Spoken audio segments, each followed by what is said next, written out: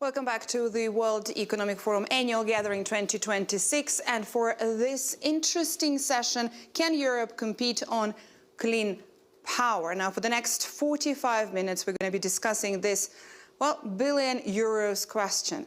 Fragmented markets, high energy costs and slow permitting are squeezing European industry while global competitors surge ahead. Deeper market integration, smarter, different regulation and faster grid investment could cut costs and revive growth. No, yet progress for the moment is still dragging. Can Europe commit to turning the energy transition into a source of competitiveness for the bloc, or will it continue to fall behind? This is what we're going to be discussing this afternoon at the World Economic Forum in Davos with our speakers. And also we will have the opportunity to get the questions from the audience who are here with us in the room by the end of the session. Let's go straight to it. And it is my great honor to introduce the speakers. Here with us, we have Fatih Birol, Executive Director, International Energy Agency. Thank you for being here. Bogdan Ivan, Minister of Energy of Romania. Thank you for being here. Thank you. Anna Borg, President and Chief Executive Officer, Vattenfall Sweden International Business Council. Thank you for being here. And Kıvanç Zaimler, Chief Executive Officer and Board Member, Sabancı Holding, Turkey Alliance of CEO Climate Leaders. Thank you for being here. My name is Sasha Vakulina. I'm Euronews correspondent, and I'm going to be moderating the session for the next 45 minutes. I would like to open the floor with a bit of a wider and more vague question. And Mr. Birol, I would like to start with you, please, on it. Europe is quite often criticized for being too slow, for taking too much time for certain decisions. I would like to ask you, how do you see Europe's clean energy transition when it compares with global competitors? So I will not give a broad answer to your question about Europe is being criticized being too slow, because I don't agree. You don't agree that Europe is being... I don't agree. Today, Europe's, the share of clean energy in Europe is 70%, and the global average is 40%. So if you were too slow, Europe, it wouldn't be there. This is one part, but in general, there is a bit of a Europe bashing around, and I think one has to look at different parameters about Europe. Of course, as every country, every region, Europe has its own challenges, deficiencies, difficulties, but sometimes it's going too far, I should say, especially when it comes to clean energy. Europe has 70% of Europe's electricity comes from clean power, and global average is 40%. The problem in Europe is, in my view, is not only the share of the clean energy, but the price of electricity. Price of electricity is Europe very high compared to, I don't know, the competitors such as US, such as China, 3-4 times higher than those regions, those countries. And as such, a major challenge for the competitiveness of European industry, especially for the electricity energy-intensive industries. I want to go one step back. I think Europe, why we are here, this challenge of the electricity prices in Europe is we make, in my view, in Europe, two strategic mistakes when it comes to power, and we are paying the cost of it. Number one, end of 1990s, the share of nuclear power in Europe was over 30%. And then European countries, almost all of them, turned their back to nuclear power, either phase out or didn't build nuclear power, then stop. And very soon this 30% comes down to about 15%. And now many of them is changing their policies late, but better that it never happened. The last example is Bundeskanzler Merz last week said that it was a strategic mistake for Europe.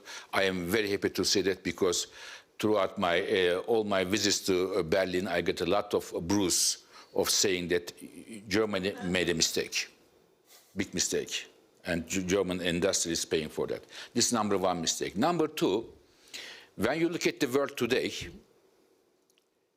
in the year 2025, of all the new power plants installed in the world, 2/3 were solar power.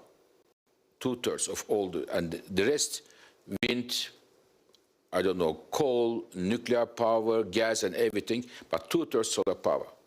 And today, one country, China, manufactures 80% of the solar panels.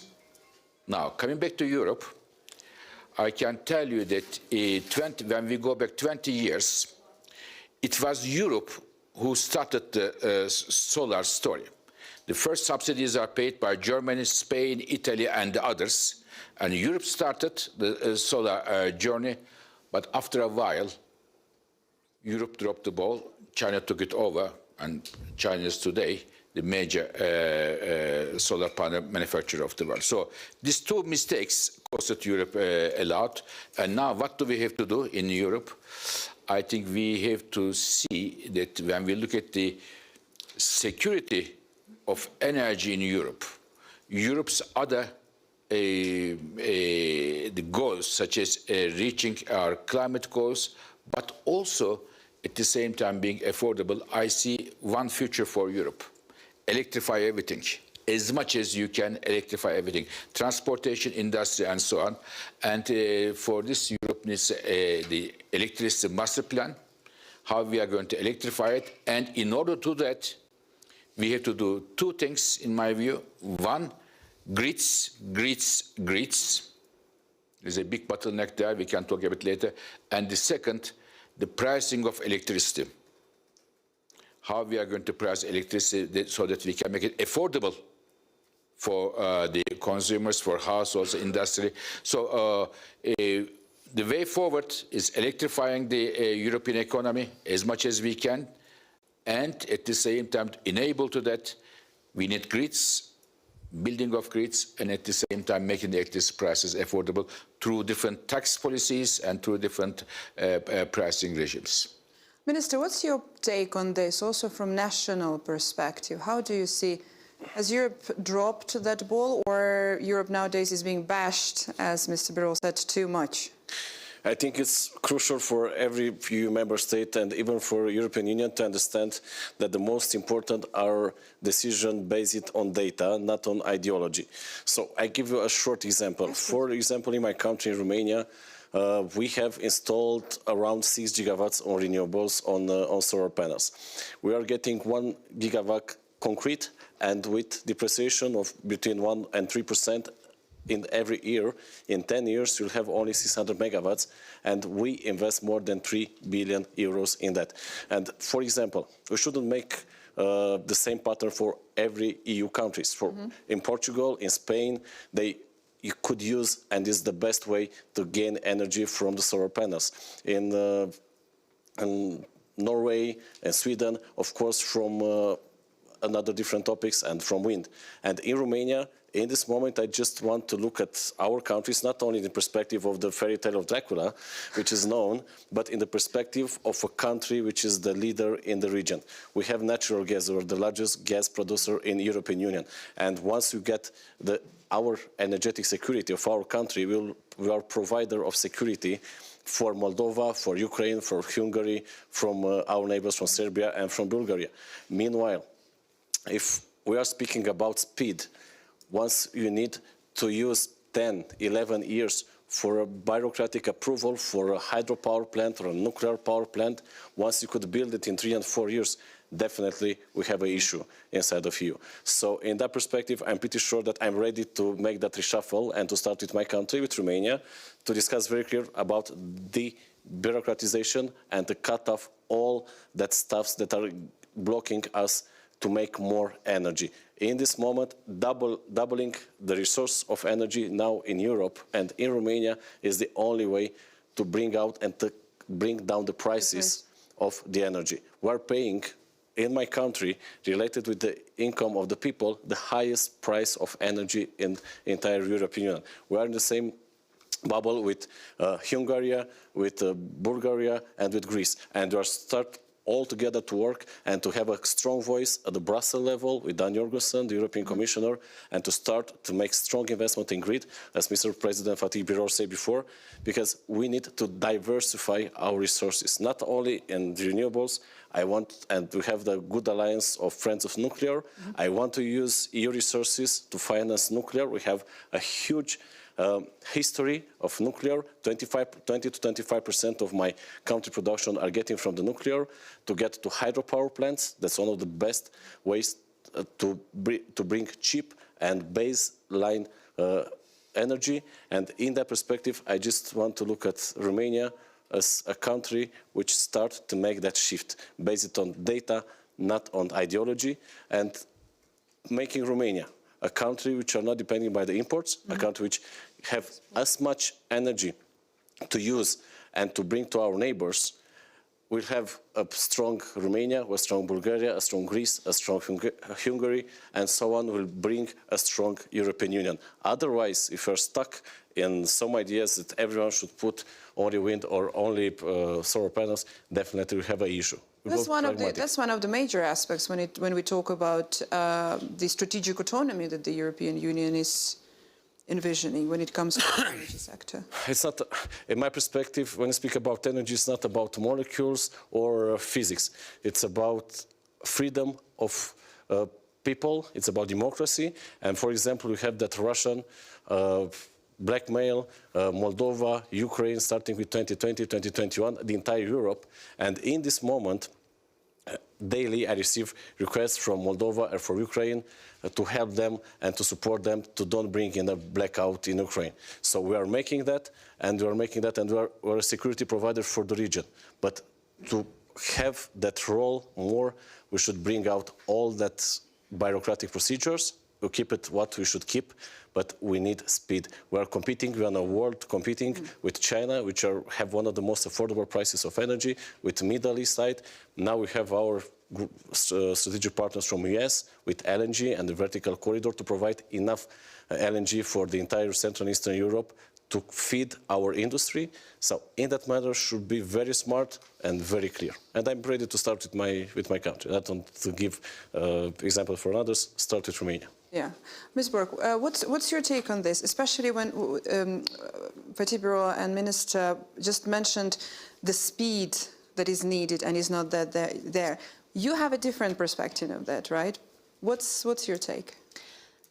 I think that although the topic for this conversation is if Europe can compete with clean power, I think that the question is rather the opposite. If we can compete in an economy that is based on fossil fuels, exactly due to what Fatih said, that fossil fuels are much more expensive in Europe than they are in the US and China, because there is simply much more domestic production in US and China. So we are still importing 90% of the fossil fuels we are consuming in Europe, and we're doing that at a value of 400 billion euros every year. So I think that, it's very difficult to be competitive on those premises. And at the same time, I'm very hopeful because I think we are moving in a quite high pace. And Fatih gave some good examples of how fast this transition is happening. And that is only over the last 20 years. And we are actually living in the middle of that transition. And we have been reshaping our business, but also the markets that we are active in. And although that reshaping in Europe has been so far a lot around offshore wind, onshore wind, a bit of solar as well, etc., I think that we really need to leverage the strengths we have in order to do this much faster. And that's also when the benefits come, because we have seen the sort of rapid scaling of some of these technologies. And if you take offshore wind, for example, just in the last 10 years, we have seen the cost go down with 25%, and the output has been threefolded compared to what it was before. Now we need to add also other technologies like nuclear. So even though we are one of the sort of largest providers of offshore wind in Europe and building quite a lot of it, we are also building new nuclear. We are operating existing nuclear plants today, but we are also now into a project where we will build new nuclear. in the shape and form of small modular reactors, which are not so small, by the way. They are either 300 megawatts each or 470 megawatt each, looking at the suppliers that we still have. And it's only by volume and scale that we can get the same kind of cost curve in that development. So we will need all the fossil-free technologies that we can get our hands on, but it is important to understand that European economy can, in the long run, only be competitive if we phase out the fossil fuels. And I think that we actually have really good prerequisites to do that from more than an energy perspective, because this energy is going to be used by industrial players and by households in the end. And I think we have some leading industrial players in clean tech in Europe that we can scale in order to make the demand there, because we will never be able to afford to subsidize all of this power into the market. We need to have sound businesses that can use and want to use this energy in order to build their value chains. And that can be in steel, in cement, in car manufacturing, in heavy transportation, or in other industrial areas where we actually have a lot of lighthouse projects already today. So I'm very optimistic when it comes to not only being able to transform the energy system, but to actually be able to unlock all the business opportunities that that will provide. I think that sometimes there is a discussion around whether there is a green bubble or not. Mm-hmm. And I think it's important to say that large technological shifts or transformations, they are rarely straightforward. Of course, there will be a bit of ups and downs, but the direction is very clear. And the bubble is not green, it's brown. You know, the fossil fuels will not be there in the end. So if you're looking for a bubble, that's where you need to look. I fully respect that this transition will take time and have its challenges, but that is where we will end up. And I think to do that and scale fast enough then, back to your origin of the question and the scaling, I think that we need to steer away from this brown bubble and make sure that we can lead rather than lag. And three things are needed to do that. We need stable and credible policy frameworks, because that will reduce the risks for all of us investing in this business. And it will unlock capital that are willing to go in here. And I know that because we speak to the capital market basically every week, and we know what it takes in order for them to invest in our projects. Secondly, we need to remember that we are not just building assets, we are building systems. So we need to make sure we don't put all our efforts into one part of the system, only to the clean industries, or only into electricity generation, or only into grids. But I agree that grids goes first right now. So we need to sort of make sure we have a system perspective. And lastly, we need to safeguard efficient markets, because only that will provide sound business models, cross value chains in the end, and that's how you build prosperous, competitive businesses going forward. So I think we have all the prerequisites to do that, but we need to do it. And we need to do it faster than it is happening. Mr. Zaimler, on this opening point, I want to hear your view regarding the importance, you know, of making it faster when it comes to Europe's competitiveness, and whether Europe is lagging too much, whether it dropped too much the ball, or is there still room to pick it up, you know? Thank you. I want to bring three of my takeaways from Davos to the session. First one is the middle powers. In this fragmented and polarized world, the importance of middle powers. Secondly, the power shift to east. And thirdly, we should never give up from net zero target. I mean, we should not look short term. It is a long-term commitment. So these are the things I want to bring to the session. While asking why I am here, I find two reasons maybe. Turkey is economically an integrated part of Europe. We live together, but we don't have the ring.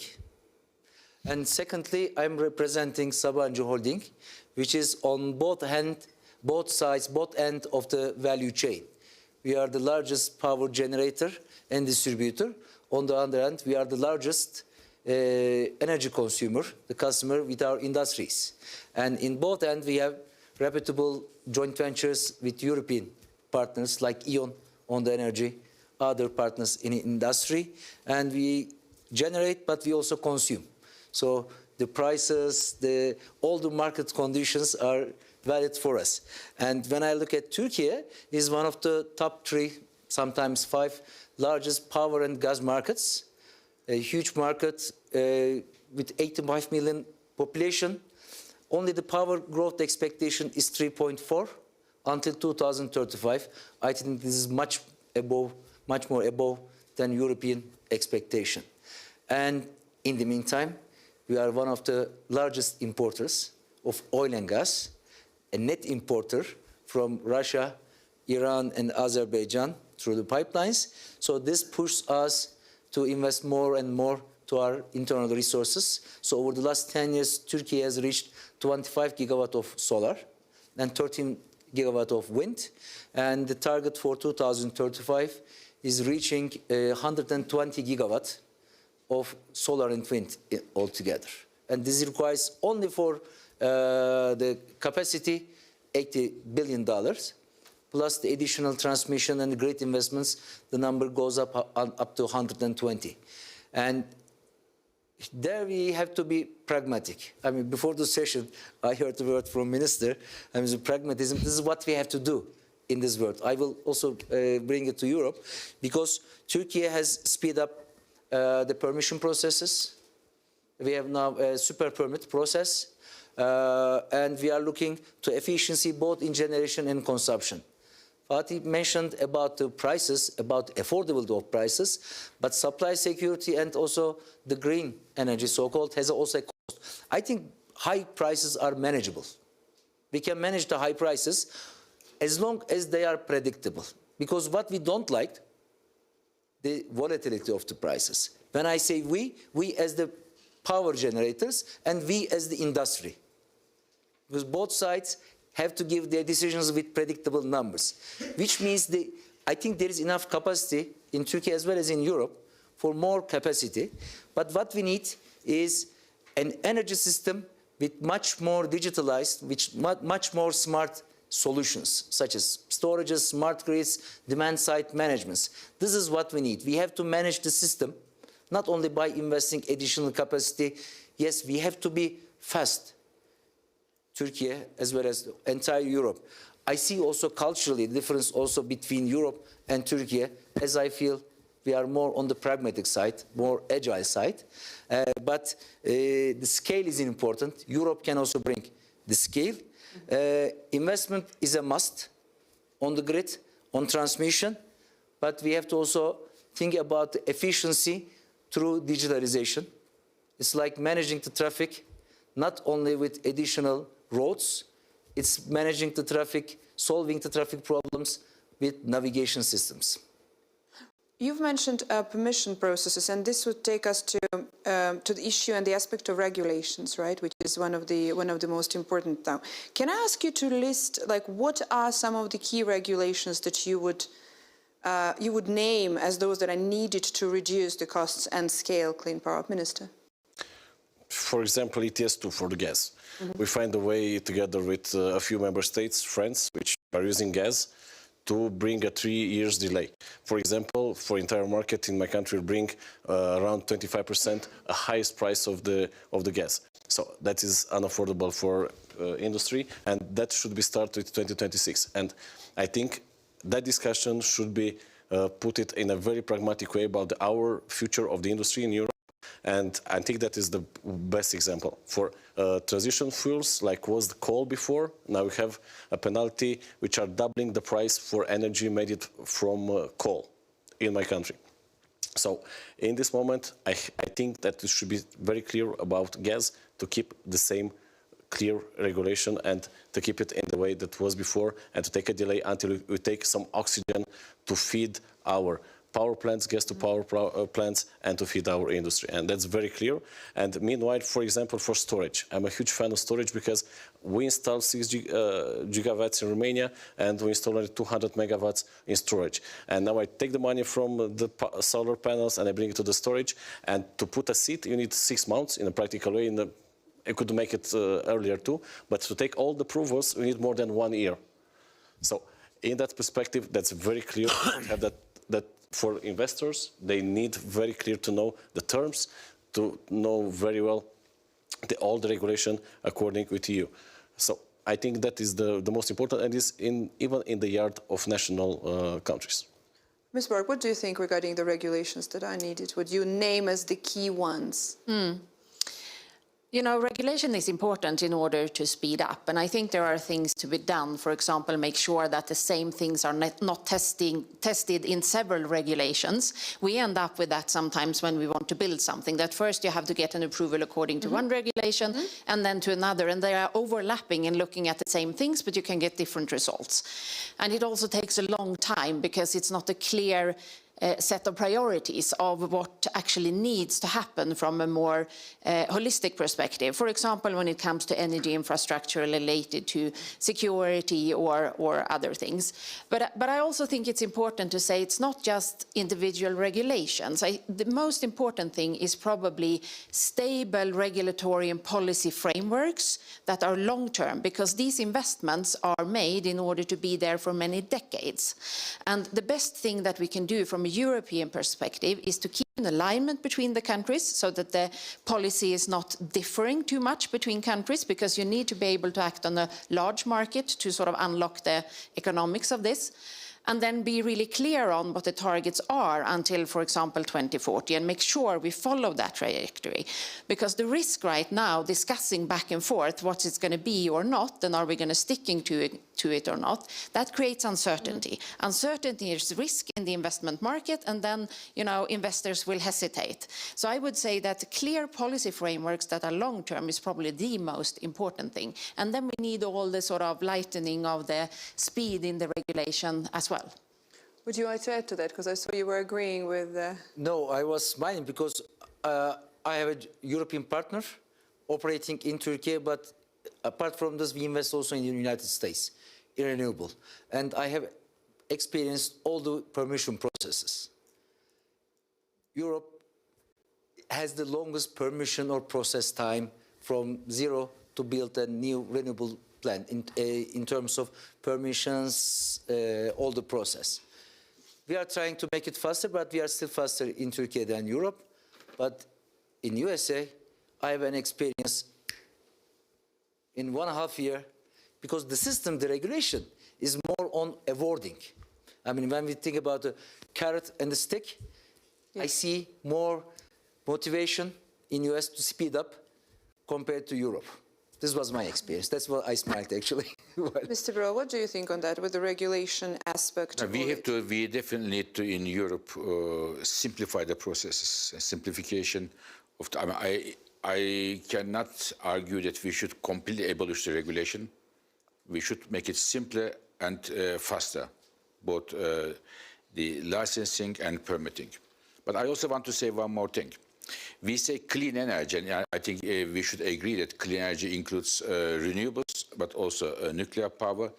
Clean energy is also for Europe secure energy. It is for the electricity security, because they are renewable energy is homegrown. You don't. I mean, if I put a solar panel on the roof of my how shall I say, my apartment, my house, my neighbor can do it as well. I am not stealing from him or her. So this is it's a homegrown, and therefore, for when we talk about the energy security, I think one of the solutions to energy security is the renewable energy together with nuclear energy. This is one issue. The second, why I'm insisting on the grids, is the following. I want to give one number which is, in my view, very shocking, at least for me. Last year in Europe, we have installed, it was a record, 80 gigawatts of renewable capacity. This is a good news. But you know what is the worst news? More than 400 gigawatts of renewable capacity was ready, but as there was no grid, we couldn't connect to the grid, and it didn't go to the households or the factories. This is completely crazy. This is economically, it doesn't make sense at all, because of it's like Kıvanç talk about the roads and streets. It's like you built the nicest car very fast, very nice looking, very efficient and everything, but you forget to build roads for that. So we built the power plants, but we don't have transmission and lines and grids. This is the biggest problem today in Europe, and of course, building these grids, the Commission has a new grids package. I hope it will see the light of the day, and this will be deblock many of the problems that we are facing. It is the main, in my view, barrier in front of the electrification of European economy. Thank you. Let's see if we have a few questions from the audience already. Can we have a microphone here? No, first madam behind you, please. We're going to give you the microphone if you could wait a second. Okay. You could stand up. My name is Tatiana San Miguel from ArcelorMittal. It's a steel manufacturing company. And I would like to address my question to all panelists to hear their different perspectives. The European electricity market is based on marginal pricing, which means the market price is set by the most expensive generator, often natural gas, as Anna referred to the electricity cost curve. We are still very much reliant on natural gas in the EU as an energy carrier. Is it possible to reduce the price of natural gas, considering the phasing out of gas may still take quite some time? I can say a few things to you, and one good news and one solution. Good news has nothing to do with Europe. Good news is the following. Natural gas prices, international natural gas prices are coming down. In last Davos year, I said we are going to see, when we come here, 2026, natural gas prices will come down because huge amount of LNG is coming from US, Canada, Qatar, and elsewhere. And in the last year, it went down by 20%. It's very good. And next years, it will go down because the markets will turn from the markets of sellers to the buyers. This is a good news. But this will give a relief to the Europeans, where how we set the electricity prices based on natural gas prices, but this will not be a lasting solution. This will give a breathing space to Europeans. In my view, there is a need to give a second look whether or not we should price our electricity based on gas prices, or we should look at some alternatives here. Maybe it is time to give a second look at this established thing. Maybe one perspective on that, because I think the main problem is that we still have the gas in the European energy system, so the cost will be there. The question is how you take it out in the best way, if it's the market mechanism or something else. Personally, I believe that the best way of getting that component out is to reduce the dependence on gas, because then the market will reflect reality. And I still think that market is the best mechanism of dispatching resources. And having said that, I want to make an addition, because I think that the market mechanism we have is really good at dispatching the assets that we have. But it is an energy-only market pricing, and it doesn't take into consideration the value that is brought to the market, for example, from nuclear, when it comes to providing the stability in the grid, or taking care of the volatility or flexibility needed when you feed something into the grid.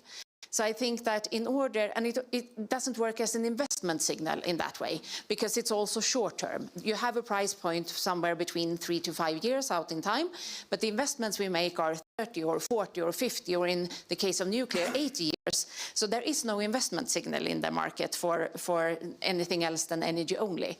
And therefore, we need other instruments. And I would like to give one example, because I think that the risk-sharing model for nuclear that the Swedish government is now providing to us as investors and energy operators is very, very valuable, because that takes into consideration both the pricing of the energy, the risk that you take, but also the value that the nuclear is bringing to the market. And that makes it possible for private market investors to invest in this project. And if I can just say one word about that. We are building a cluster of small modular reactors at the site where we already have traditional large-scale reactors. And as I said before, they're not very small, but since they are smaller than the regular ones, built on the modular approach, and we're building them in cluster. We are counting on also getting the price for the fleet down and be able to enable more investments in clusters like this going forward. And the fact that that risk-sharing model is there is the reason we can go forward with this project. It's also the reason that we have been able to partner up with an industry consortium consisting of 9 large industrial companies that have a global business, but many of them have a big business or are originating from Sweden. And they are actually now buying 20% of this project from us and investing their money into this project. And I think that's mechanism that will unlock the investments needed in the energy system. And the solution will look slightly different depending on what kind of technology or market we are talking about. Minister. I refer to the Central and Eastern Europe countries because in this moment we are cut off the resources from Russia, the gas from Russia. We are the largest producer of gas in the European Union, Romania, and in this moment we are playing to figure a way how we could bring more resources of gas and LNG from US through the vertical corridor in Greece, in Bulgaria, Romania, and to our neighbors. And for example, once we have more liquidity in the market, definitely we'll figure out how to bring down the price, because I take a very clear example. In 1975, 70% of the energy from the world were supplied by the fossil fuels, gas and oil.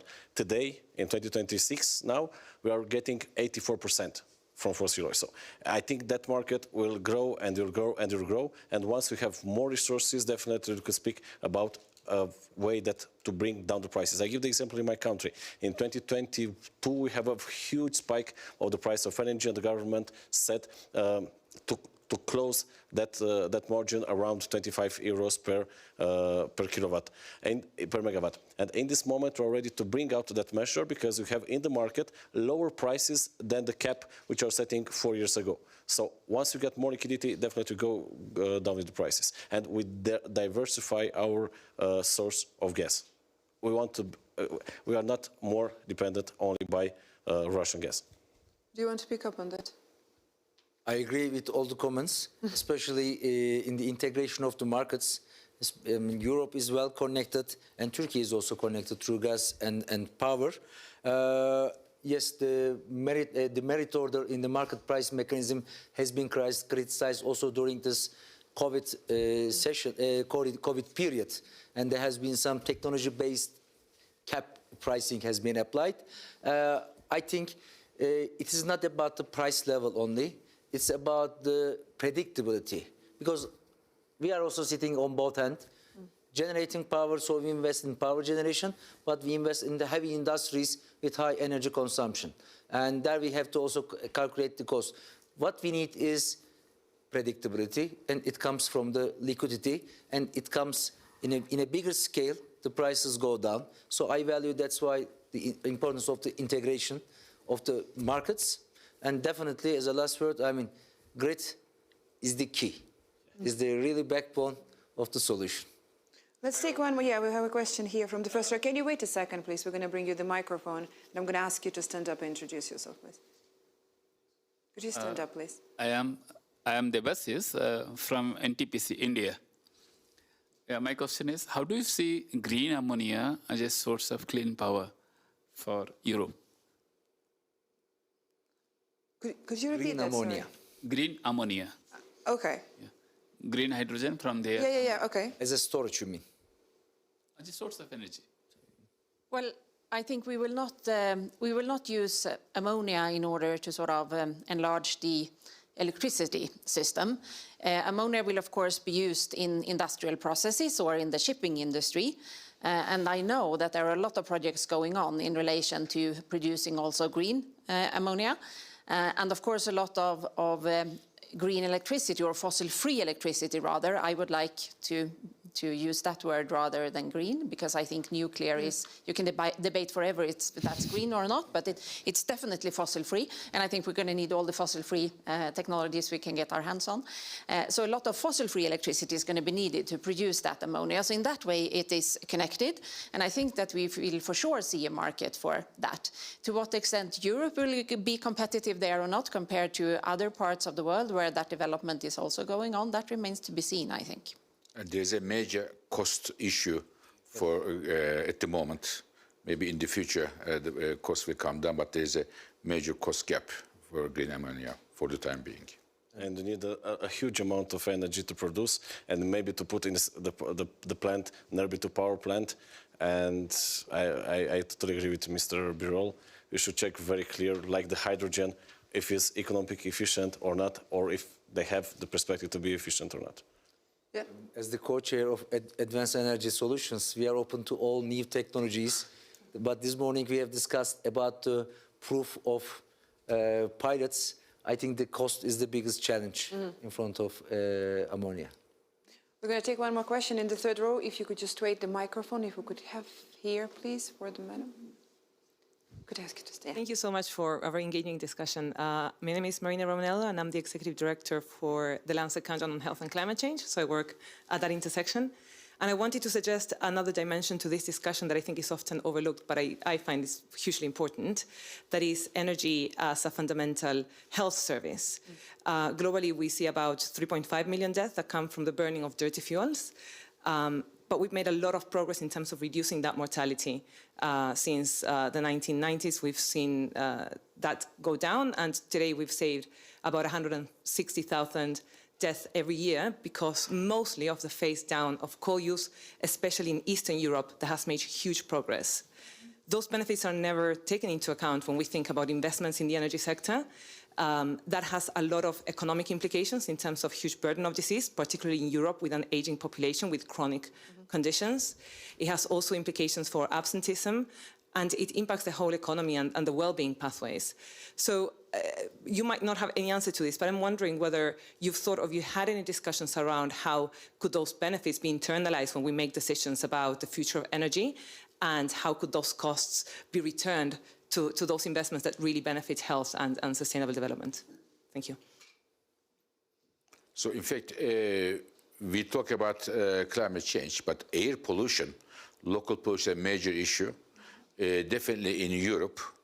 But I would be not telling the truth if I say Europe is the region which suffers the most from the air pollution, local pollution.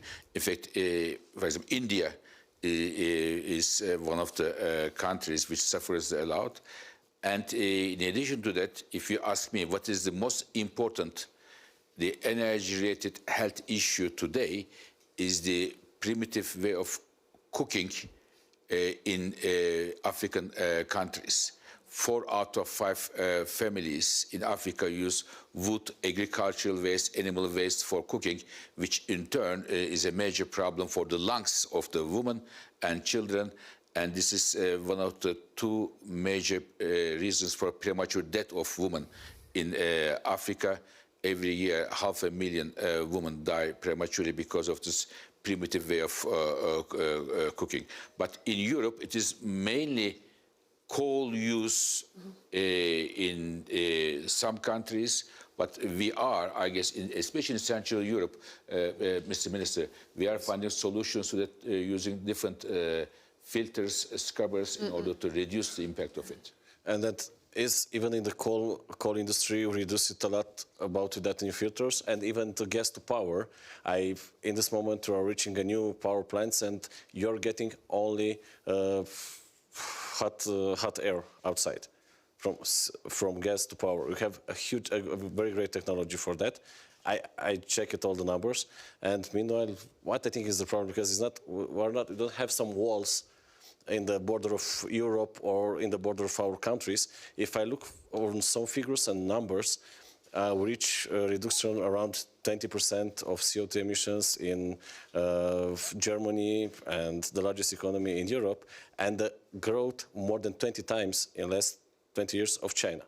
And somehow I think what they're making over there are affecting all of us. And meanwhile, we should compete with them in a very industrial and very competitive world market.